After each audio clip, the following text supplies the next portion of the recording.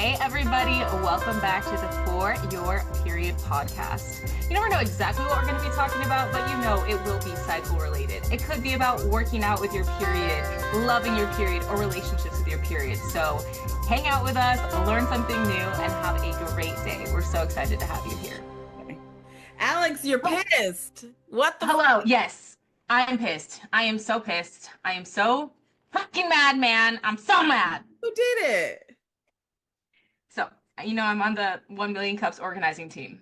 And this is going to come off as like, I don't want this to come off like as a hater to somebody in the entrepreneurial ecosystem because I love an entrepreneur. Okay. But this guy comes in today to present. He is from a place I won't say. If you see my post on LinkedIn and you connect it, if you are a scientist and connect the dots and you want to know all the info, you can connect all the dots and do all the info.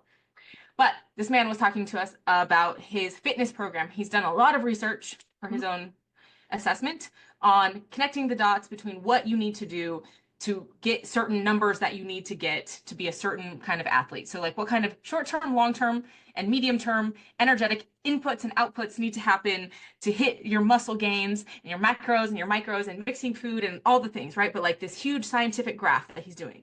So he's like kind of talking to me high level when like before the chat. And I was like, oh, cool. I love health and fitness. This is amazing. Really curious. Are you mostly male clients, mostly female clients? Oh, almost all my clients are female.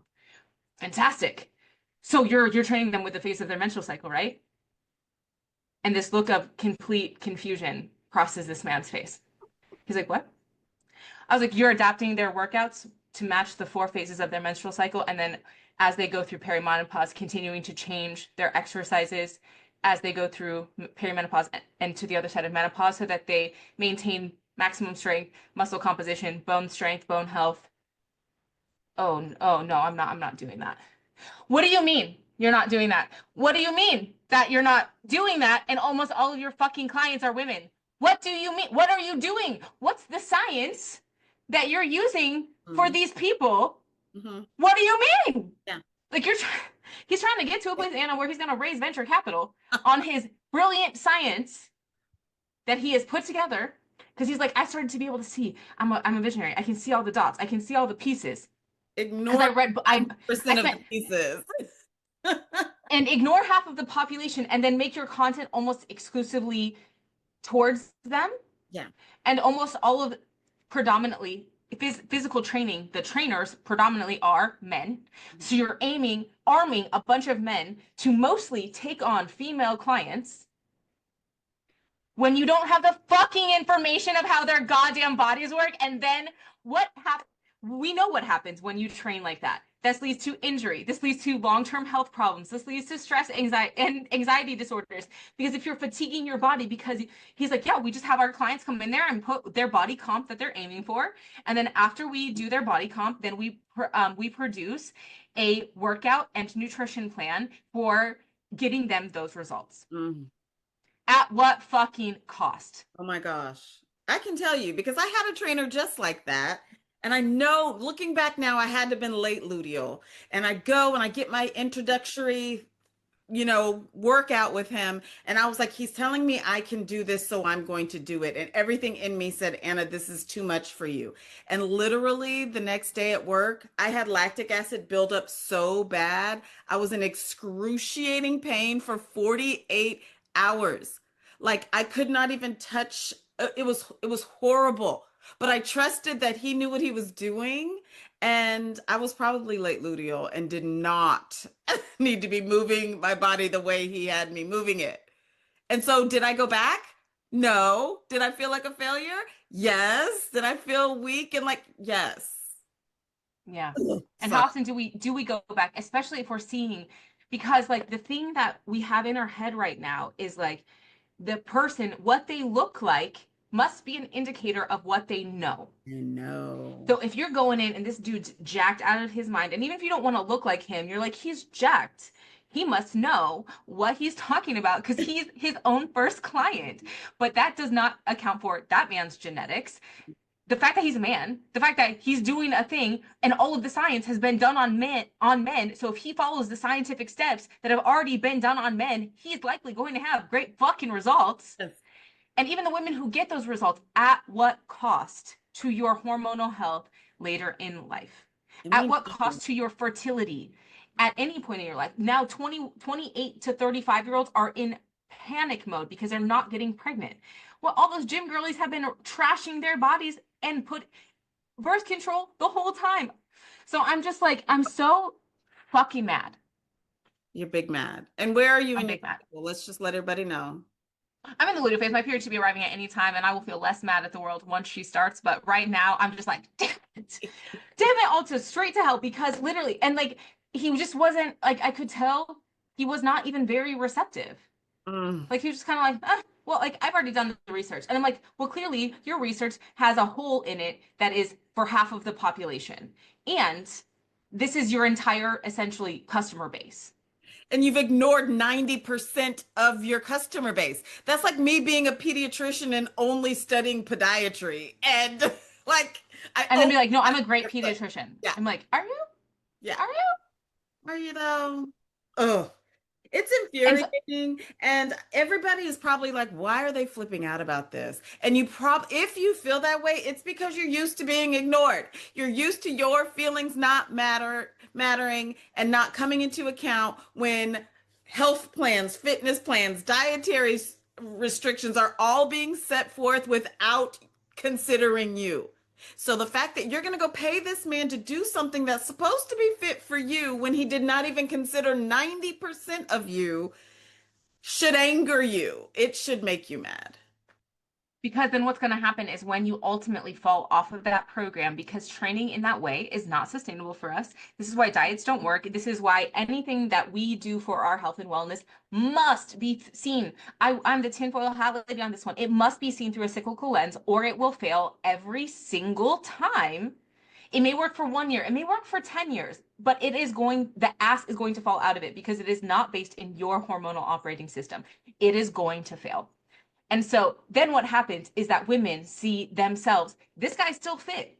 He's still fall. I'm doing the regimen. I'm doing the routine as your trainer. I'm keeping it copacetic. I don't know what your fucking problem is. You are the problem. And then women constantly get this reinforced message that their body that they already saw as a project is a constant failure. This layers into diet culture. This layers into how we look at aging. Because then I even threw him a softball in the presentation because I was trying to get him to pull out something. I was like, I know we talked a little bit offline, but I'm really curious. This big question facing the health industry right now is longevity. What are you doing to answer that question for both men and women as they age and as their hormones change?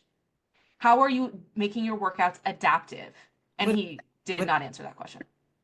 And then okay, did you bring this energy to the poor fella? no, You no, did. I did not because I was but afterwards, as soon as I was done, I was talking to the only other two women who were there, and I was like, "Yeah, what do you guys think?" And they're like, "Yeah," and I was like, "Yeah, what do you think that almost all his clients are women?" And they're like, "What?"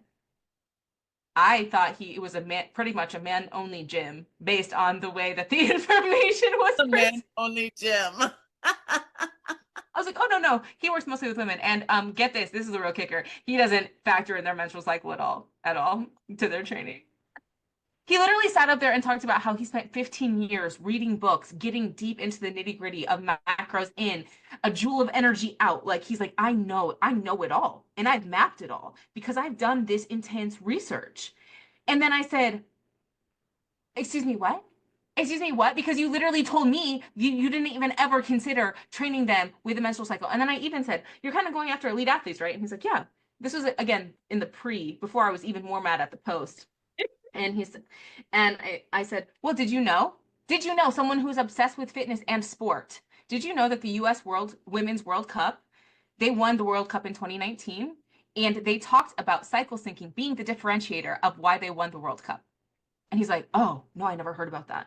Like I don't even know if he considers women in sports to be athletes because what do you mean you didn't like track anything about like the US has never won the World Cup, but the women's team won in 2019 and you're someone who's so into sports and athleticism but you didn't even know that? No, because they don't give a fuck. They don't care about us. But they But just want to take our as a money. They're like, "Oh, give me your yes, money." and as a business owner, you should obsess over your client or your customer. You should be obsessed with them and what they do and what they struggle with. He obviously is not. And homie, I sure hate it. I'm sorry, dude. But do better. That's it. Do better. I'm sorry that you had to face Alyx today in her luteal phase. Um, hopefully, You're welcome, because there were other people around, so I really kept it in check. But I wanted to be like, how you are being fucking irresponsible. Not it is. only It's but irresponsible. it's irresponsible to be putting people through that, to have such a lack of knowledge in this space, purporting yourself to be the expert, and not even considering the operating system of the majority of clients that you have, and in fact doing things that are counterintuitive to the way their body works. If you understood anything about the true exercise science that is now coming out about women's bodies, you are being diabolical out Yeah. here, and then trying Yeah. to build a whole Reckless. startup with this reckless. It is reckless. It's It's literally going to reckless. lead to bodily injury, harm, and potentially brittle bones, like wait into late in life problems that you're causing these people Yeah. that you say that you care about. Yeah. And I don't think that that is his intention at all. I don't think No. he's being nefarious. I don't think he's like, women shouldn't do this, but I'm going to tell them to do this anyway. But it's the fact that this is his whole client population, and he has this gigantic of a blind spot. It's I'm just like, lazy. It's lazy. And it's reckless. It's lazy and it's reckless. Like if you don't know all the things yet, don't go act like you know all the things. Don't call yourself an expert on something unless you know the things. don't call yourself revolutionary if you are, because he's like, because I'm pulling in the nutrition and the workouts and this stuff, and I'm like, cool, but you're not actually doing any of it right, because I No. would hate to see your nutrition plan. If you're looking at a woman in her 30s trying to body recomp, you're going to be putting her on a low calorie diet, because that's what everyone fucking does. Mm-hmm. Yeah. You're And not going to be changing the calories. You're not, she really yeah, needs more of like, and our intermittent fasting should be less food during the first half of the cycle, more food during that's how the women should second. intermittent fast. Yes. Lighter during follicular and ovulation, heavier during the luteal and like the first couple of days of your period. You need more calories at certain times. That's our version of intermittent fasting, not starving ourselves to be thin.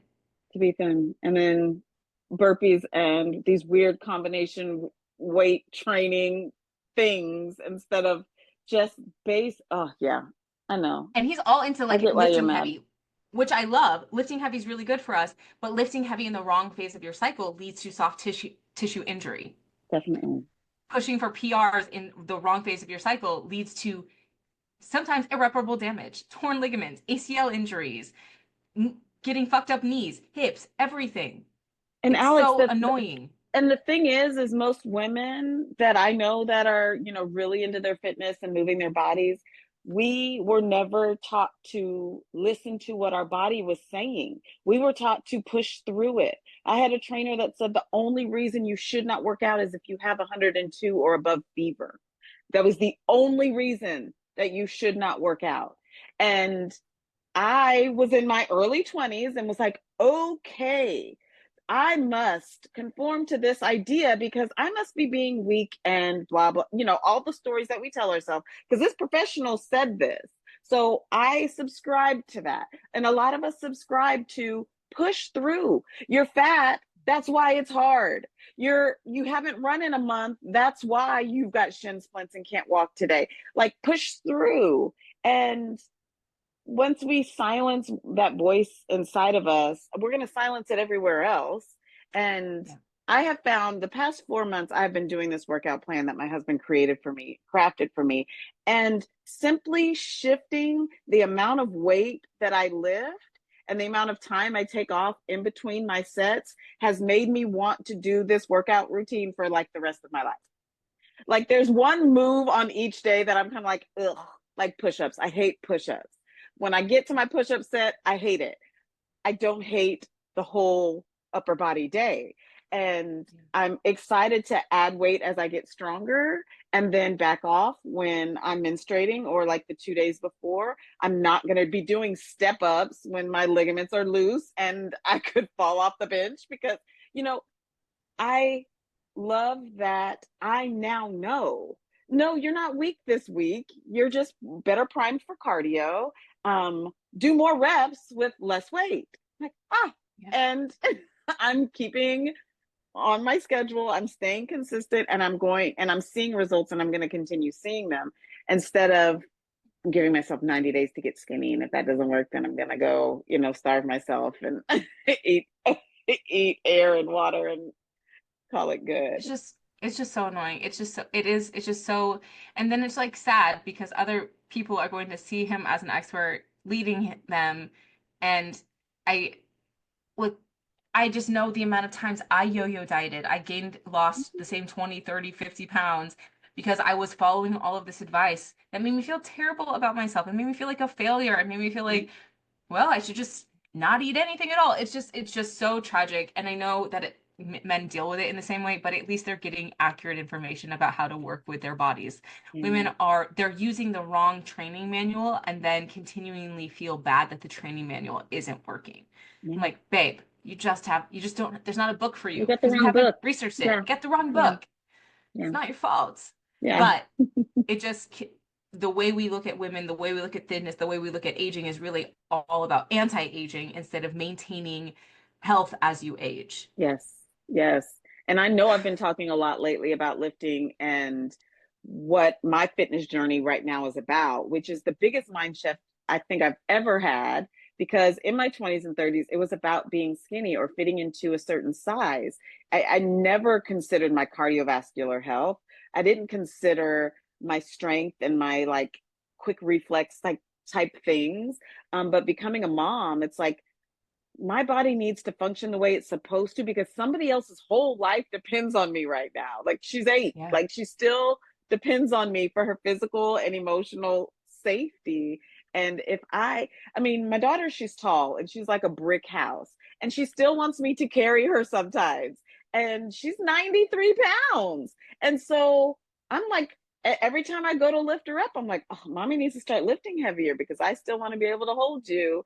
And she's a Yeah. big girl, she is, but I'm still her mom, and I don't want to struggle and strain when I'm offering her comfort. Or again, if I have to go chase down a runaway cart down the street, whatever I need to do to, be the mama bear that I want to be, my body physically has to be able to do it. And that is my motivation now, is to, number one, be able to care for her now, and number two, when she's 40, she's not having to figure out what to do with me because I'm bedridden and I can't take care of myself because I didn't take care of myself. So I know in your 20s and 30s, you're not thinking of your mortality. You're not. But I Yeah. do wish that in my 30s, at least, I began to shift what mattered. Like being skinny was like the least important thing about me. Like how fit I looked in my clothes was the least interesting thing about me. And I made it such an external reason instead of something coming from within and internal. And that makes a big difference. Like my husband's in amazing shape, but he has literally been consistent because he works out for his mental health, and he knows that this is what he needs to do to feel good. So this is what he does more days than not. And that's his consistency. So he's like decades ahead of me with just his mindset. And I can't compare myself to where he is right now. I'm like 4 months into a new mindset that he's spent a few decades cultivating. So Yeah. yeah, yeah. I rejected movement for so long because I had only done it ever to punish myself or to make myself skinnier. There Mm, was never any like love or joy. It's just only been within the last couple of years that I've been noticing how much it impacts my especially finding out I have ADHD, like how much it really impacts my mental health. yeah. And it's still sometimes hard to be consistent with it because of all the other layers of shame and bullshit, and then running into people like this today. It's just like there's so much that's like truly stacked against us in the health and wellness world as women when it comes to how we need to take care of ourselves. We're also confused and backwards. That's why people are chasing a million different things. They're chasing this diet plan and that diet plan and this thing over here and doing this thing over here. And truly, your menstrual cycle provides a path forward for how you should be working out. So I know you're deep into the weeds with this in Rod, and I'd love to kind of close out this podcast today talking at a high level. What are the kind of workouts that you love to do in each of the 4 phases, and why those things lend themselves well to that specific phase? Oh, so menstrual phase, I have like this yoga chick who does like on your period yoga workout, and it is so like womb like loving. It's There's also a trauma-informed yoga girl that I love to follow her stuff when I'm menstruating. And sometimes when like day 1 and day 2, I don't really want to move at all a lot. And so leaving my menstrual phase, I'm follicular, and I'm not adding heavier weights, but the amount of weights that I use is kind of mirrors the end of my luteal phase. So follicular, I add weights back and I jump back into the routine that my husband mapped out for me. Then when I'm ovulatory, I'm like speed demon. I'm ripping through them fast. I can lift a little bit heavier than the beginning of follicular, and I push myself to get more reps in than to add more weight. Then luteal, that first luteal week, I can add probably about 20% more weight during that time. And so I really challenge myself to up my weights by about 20% and take my time, like slow it down. Yeah, slow it down so I can get that. I can't think of the term because I'm not a physical therapist, but like when you're doing a curl, when you let it out and pulling it back in, like each motion, I'm taking my time in that motion and holding that that over time, that tension over time. And then late luteal, I like to do Pilates or bar workouts, which are so low impact, and it protects my ligaments. I've got a loose, wobbly knee, and she's extra loose during my late luteal phase. And I tend to roll my ankles. So I'm not doing like stepping up and moving things like that. It's a lot of static and holding body weight and things like that. So. And then are you aiming to work out, get movement in every single day, or what's your kind of pacing with that? Yeah, I shoot for 5 days a week. So typically in a month, I take the weekends off, but if my bleed happens like on a Monday or Tuesday, I'm not working out those days. So yeah, I can talk to myself and say, what do you feel like doing? And if I'm not feeling like it, I will consult my phase and be like, that's why I'm not feeling like it. Or if I'm ovulatory and don't feel like a workout, there's other things that is going on in my life, because there's not an ovulatory phase that I don't feel like I should be moving my body. So I need to look at my stress or my sleep or my diet. Like I may not have fueled my body the way I needed to. So yeah, I literally go with my flow. I love that. Yeah, it all feels complicated and foreign because everything that you have been taught has been unintentionally through this lens of research done on a person's body that is not like yours. And that's why it intuitively feels wrong and weird. Or I hear women say all the time, I just started a new workout plan and then I completely fell off of it and I have no idea what happened. Yeah. That's your intuition, babe. That's not laziness. That's not your self-hating on yourself. That's your intuition being like, yo, chick, this is not where it's at right now for this phase in your cycle. But it doesn't feel like that to us because we've just been taught we're being lazy. We just need to push through it. We just need to muscle it together. Yes. So if you guys are out there looking for a plan, and if you've got a period, and if it's something for your health and wellness, and they do not explicitly tell you how this will impact or work with or support your menstrual cycle, I don't want you to trust it. Run as fast as you can. The other way and never look back, because everything in your health and wellness ties back to your hormonal health, every single thing, because your hormonal health, the endocrine system, impacts every major system in the body.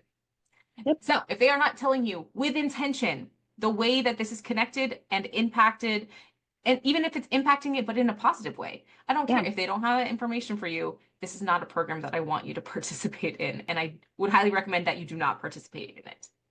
Don't give them your money, your time, your body, your attention. Just thank them for their literally time start and going with the flow, leading and bleeding. That means trusting your operating system, honoring your operating system, and nourishing your operating system, which, if you got a uterus, is a menstrual cycle. That is your operating system. So I feel less mad. Thank you for letting me get this out of my body. You got it out. Yeah.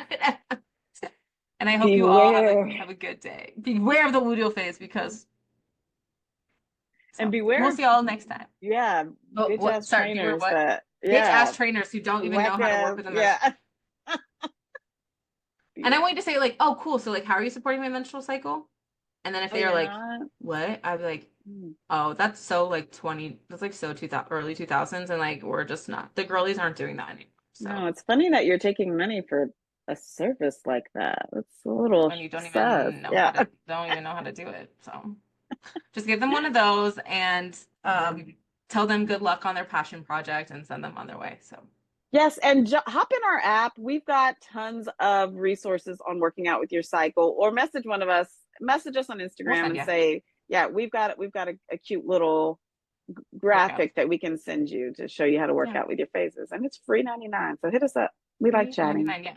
You don't have to be flapping in the wind, as Anna likes to say. You can come get it all together and come work out and love your menstrual cycle and become as obsessed as we are. So that's what's in your future. So thank you so much.